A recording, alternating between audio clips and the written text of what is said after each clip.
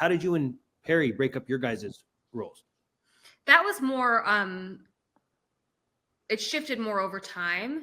I was always the least technical. And I'd worked in technical at tech companies, so I knew how to work with engineers and designers, but I wasn't technical myself. And I also had a lot of community relationships, and I was more like extroverted than the other two. And so he would do a lot of sort of strategy, bridging product and customers. And I always did everything customer facing and relationship building. As we started to hire people, we also learned that he didn't really like managing people. Alexander kind of liked it, but he was more valuable in a IC type role than he was managing people. And you could just give me more and more people to manage, and I could handle it and still do my IC work.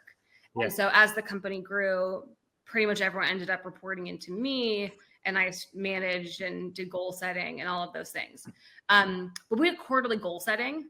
And so things would shift quarter by quarter based off of what our strategy was that quarter. Some quarters were learning focus quarters where we would do hypothesis development and quickly get as much feedback as we could. That required a different set of operating models. Other quarters were about revenue goals and growth. That required a different operating model. And so we had a sense of each other's strengths and weaknesses and interests, and we would map those things to whatever the goals were of the quarter. Interesting. Very interesting way to do it. So then as you moved along though, because were you in a COO role and eventually moved to the CEO role, right? Yes. Okay. So then what eventually made you guys decide, okay, this is the time for that title change, or however you want to say it? There were a few things that led to me becoming CEO. One was I think the CEO role is interesting because it's both an external role where you kind of represent the brand and the story. And in many ways, I represented what we were more than Perry or Alexander did. And so it was like useful externally for me to have that title. And then internally, I had just taken on all of the sort of internal strategy, goal setting, decision making. And so formalizing that made sense to everybody.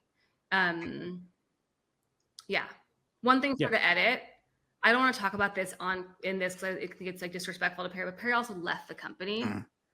But I don't want to do any he doesn't look great in that story. So that's the other reason I became CEO, is because he left last year and a half. But I don't want to talk about that. We'll cut that out. That's fair.